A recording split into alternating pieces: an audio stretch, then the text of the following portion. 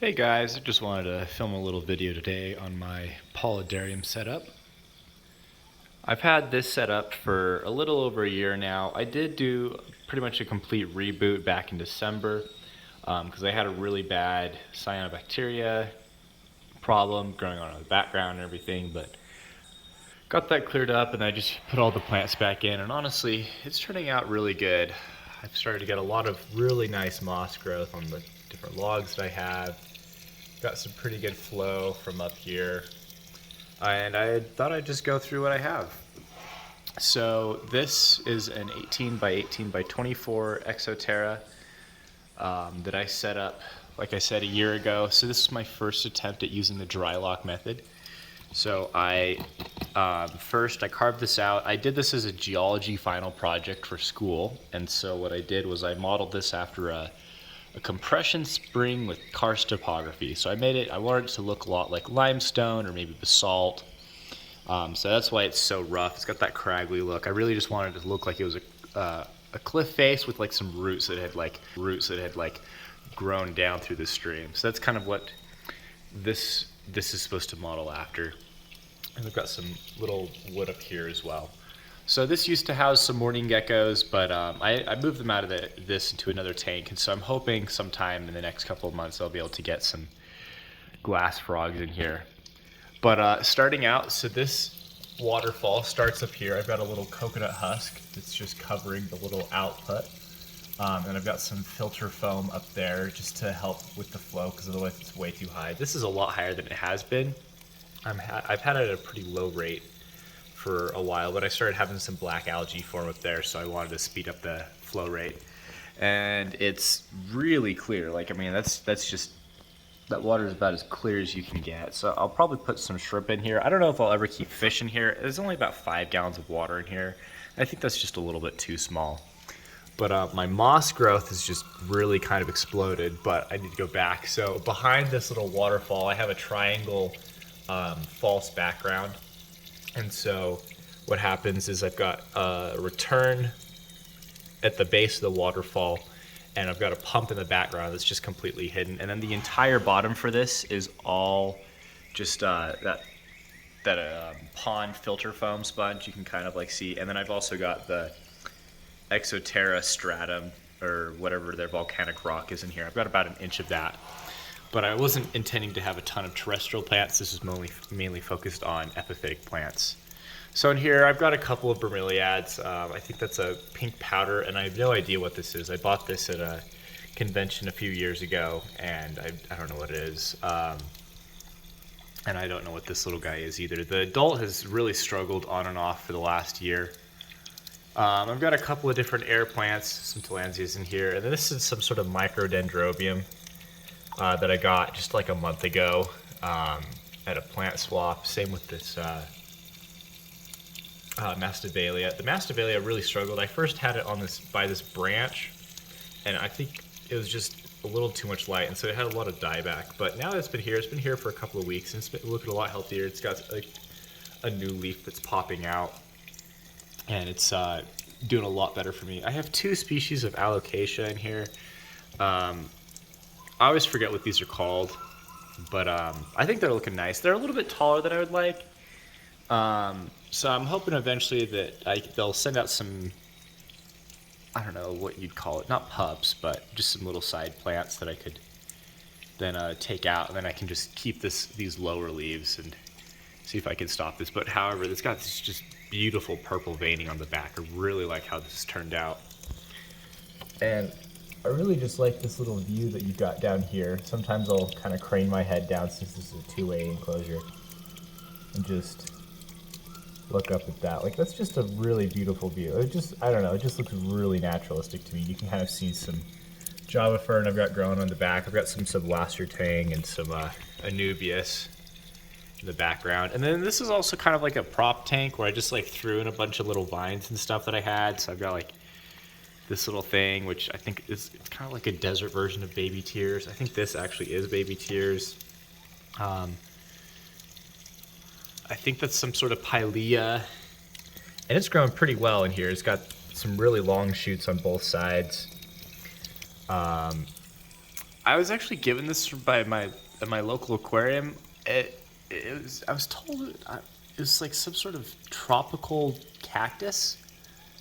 I it's not a cactus. I don't know what it is, but it's got spines. But it's really cool, and it'll get bright red foliage sometimes, and it's just a really gorgeous plant.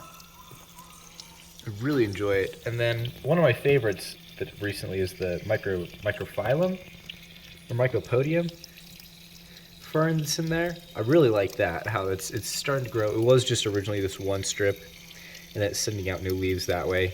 I've got like another little strand there, and another little strand up there that I'm hoping to grow.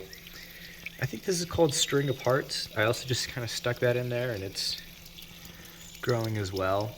That's the nice thing about this tank is pretty much anything that I put in here will grow in here. It's funny, I originally had an anubias in this little background, and you can just see it starting to grow back there. It's been dormant for probably 2 or 3 months. It just melted away when I first put it in there. And I think this is called a wire vine. But yeah, it's really a fun little thing. Most of the wood in here was, I didn't buy any of this. It was all just collected. So this is a piece of driftwood that I found. This right here. This was a piece of driftwood I found on the Green River in southern Utah. This is actually just a piece of oak that I found on a hike last year that I thought was just perfect, and I really, really like the look of that just going down. Let me go back to all the way out. There we go. I just really like how that flows. Just flows really well. I might have just pulled that upper piece of wood off a dead tree and then baked it. Oh yeah, I baked all of this wood before I put it in here, so it was all hopefully neutral. And then this was a fun little piece right here. I really liked the curve of that, and it's been good to grow little plants. I used to have another micro orchid on here that died, so I ended up just taking a small piece of that dendrobium, and it's been growing. It's got a new root that's coming out there, but yeah. And then I got a lot of, I think it's limestone. I pulled it out of the local canyon down here, but this is growing really well for me, and I really enjoy how it's going out. I highly recommend the filter foam, because it basically turns this entire bottom into just one big filter, and that's on both sides. So what I did originally was I cut out just little triangles and stepped it up. You can kind of see in the background of the waterfall. So just underneath that is where the foam stops, and then I kind of walled it in with that. If I can get that to focus, that piece of stone, and then the end of this little log that I have here growing. Zoom out again. But it's just a really nice effect. I really like that little stream view. And I didn't originally intended for more of a flow to come off the background, but I think I built out this ledge just a little bit too much. And so a lot more of it has always just flowed down the branches, which is what I'd wanted, but I expected to have more force coming towards me. But I really can't complain. It's just turned into a really beautiful enclosure, and I love looking at it. On top of it, I have exoterras. What's it called? Terra Sky. So I have the Terra Sky, and then also just this cheap aquarium light that I bought. It's trying to replicate some of the fancier Halist LED, the metal topped LEDs, just kind of like what you get from like BioDude or something like that. It's a little bit warmer of a light since it's just a plain yellow, but it grows my plants. My bromeliad is keeping its pink color. It used to be totally white and green. It's getting its pink again.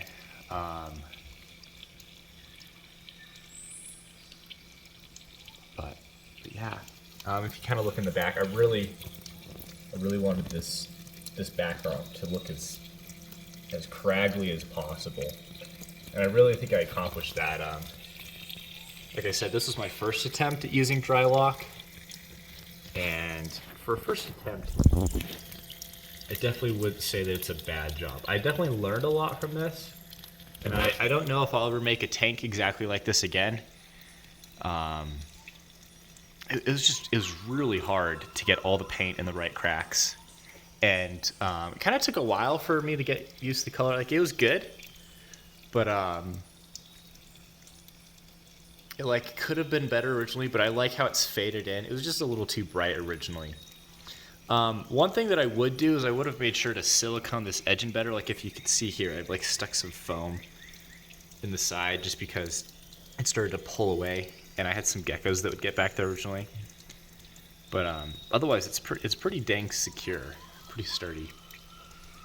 And I did put like my own version of a dust tropical moss mix in here, where it was a moss slurry. I didn't get as much moss growing in here as I expected that I would. A lot of the sphagnum moss I think it just absorbed the wetness.